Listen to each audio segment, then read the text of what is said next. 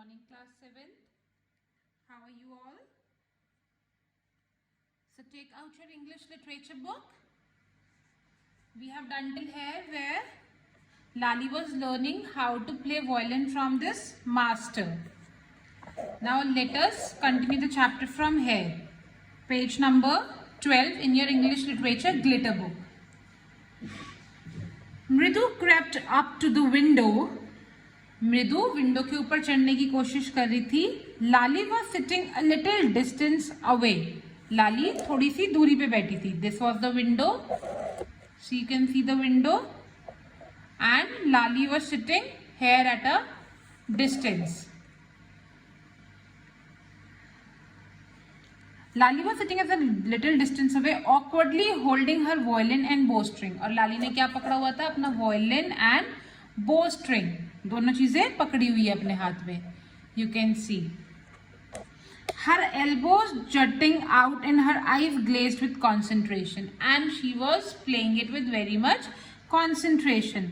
In front of her, with most of his back to the window, लाली के ठीक सामने window की back side पे was the bony figure of the music master. ये एक music master बैठे थे.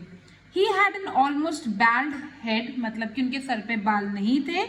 With a fringe of oiled black hair fading around his ears and an old-fashioned tuft.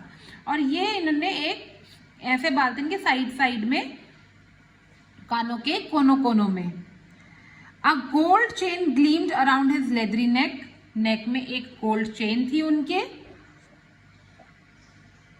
And a diamond ring glittered on his hand. और हाथ में एक diamond की ring थी. As it glided up and down the stem of the violin.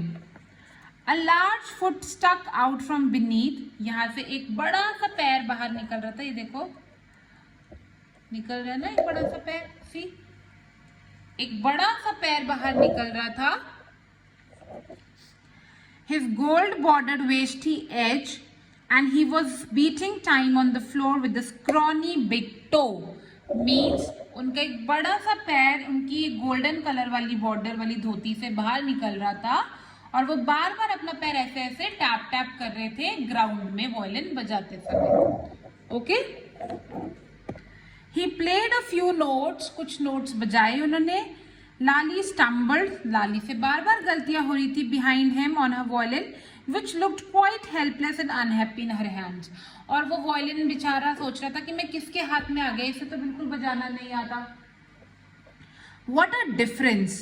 The music master notes seemed to float up and settle perfectly into the invisible tracks of the melody. अब मृदु ने क्या सोचा कि कितना difference है. इनके नोट्स इतने अच्छे जा रहे हैं. नोट्स मतलब जो संगीत आ रहा था बाहर, और लाली के इतने बुरे जा रहे हैं. It was like the wheels of train fitting smoothly into the rails and whizzing along. उसने जैसे कि रवि ने कहा था कि लाली कभी नहीं सीख पाएगी क्योंकि मास्टर के नोट्स तो ऐसे लग रहे थे जैसे ट्रेन के जो पहिए हैं वो बिल्कुल ट्रैक पे चल रहे हैं, प्यारी सी आवाज निकाल रहे हैं. मृदु stared at the huge hand moving effortlessly up the violin stem. मृदु ने उनके हाथों को रेगुलरली देखा, कितने आराम से वॉयलिन की स्टेम पे उनके हाथ ऐसे चल रहे थे. Making lovely music. Squeak. There was Lali drilling again. और फिर से गंदी सी आवाज आई. इसका मतलब लाली ने फिर से गलत मिस्टेक कर दी, गलत बजा दिया. Ravi Amma came a wail from the gate. आवाज आई गेट से. एक क्या आवाज आई गेट से? अमा अमा. दो बार ऐसी आवाज आई. Ravi send the beggar away. Cried his mother from the back veranda. पीछे वरांडे से क्या आवाज आई कि रवि फिर से बेगर आ गया है, उसे भगा दो यहाँ से. Where she was chatting with Tapi. जहाँ पे वो तापी के साथ बैठ के बातें कर रही थी. ठीक है. अब यानी अमाम आवाज किसने करी? बेगर ने. He has been coming here every day for the past week. वो रोज इस हफ्ते यहाँ पे आ जाता है. And its time he found another house to beg from. और अब टाइम आ गया कि वो अपने लिए कोई दूसरा घर ढूंढ ले बेग करने के लिए. Party explain to Tapi. Mridu and Meena followed Ravi out. Ravi, Meena और मृदु तीनों बाहर गए. The beggar was already in the garden. Beggar कहा था गार्डन में. Making himself quite at home. घर के अंदर आने की कोशिश कर रहा था. Go away said Ravi sternly. Ravi ने गुस्से में बोला यहाँ से जाओ. My party says it's time you found another house to beg from. मेरी पार्टी ने बोला यानी दादी ने बोला है कि तुम अपने लिए दूसरा घर ढूंढ लो अब, बेग करने के लिए यानी भीख मांगने के लिए. The beggar opened his eyes very wide. beggar ने अपनी आंखें खोली and gave each of the children one by one. और तीनों बच्चों को घूरा. He then raised his voice. फिर उसने आवाज उठाई, अम्मा अम्मा. Said his wail might be, but it certainly wasn't feeble. हो सकता है उसकी कोई मजबूरी हो जो नहीं गया और फिर से आवाज मारी. Ravi didn't have to repeat it at all to the beggar. Sorry. Ravi tell him there's nothing left in the kitchen. जब उसने दोबारा आवाज मारी तो अंदर रुक्मणी यानी उनकी मम्मी की दोबारा से आवाज आई क्या कि रवि उसे बता दो कि किचन में कुछ नहीं है. And he is not to come again, और वो यहाँ दोबारा ना आए. शी साउंडेड फेड अप, ऐसा लग रहा था वो बहुत गुस्से में है. Ravi didn't have to repeat it all to the beggar. Ravi को ये कुछ भी रिपीट नहीं करना पड़ा बेगर को, क्योंकि बेगर ने खुद अपने कानों से सुन लिया था. What his mother said had been easy for them all to hear. There under the neem tree. The beggar sat up and sighed. उधर क्या हुआ फिर? beggar उधर एक नीम ट्री था उसके नीचे बैठ गया और थोड़ी सांस ली. I'll go and go.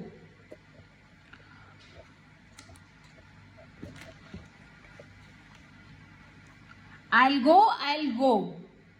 He said wearily. उसने क्या कहा? मैं चला जाऊंगा. Only let me have a rest under this tree. मुझे थोड़ी देर इस ट्री के अंदर रेस्ट करने दो. The sun is so hot. सन अभी बहुत गर्म है. The tar has melted on the road. Road भी बहुत गर्म है. My feet are already blistered. मेरे पैर में छाले पड़ गए हैं already.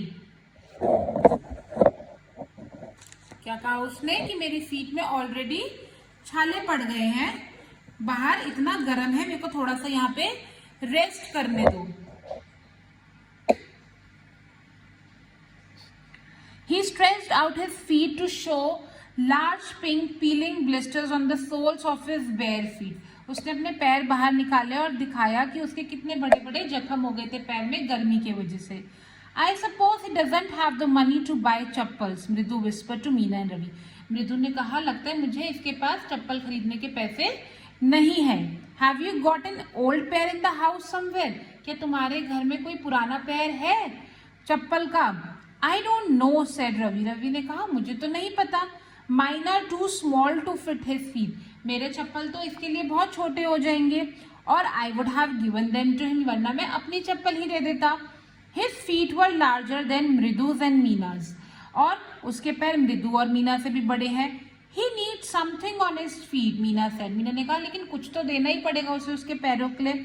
Her big eyes filling, it's not fair. उसने बोला कि नहीं मुझे इससे अच्छा नहीं लग रहा. उसके पास कोई भी चप्पल नहीं है. All right. So students, have you understood the chapter till here? एक beggar आया है और beggar के पैर में चप्पल नहीं है और बच्चे कोशिश कर रहे हैं कि हम किसी तरह उस beggar को चप्पल दे पाए. ठीक है. So you have to read the chapter till here. We are reading this chapter in your English literature book. And you have to read the chapter till here, page number 13 till here. Okay? And in the next class, we will be completing this chapter and then we'll start some exercises related to it. Okay? So, read the chapter thoroughly and if there is any doubt, you can ask me. Bye-bye and take care.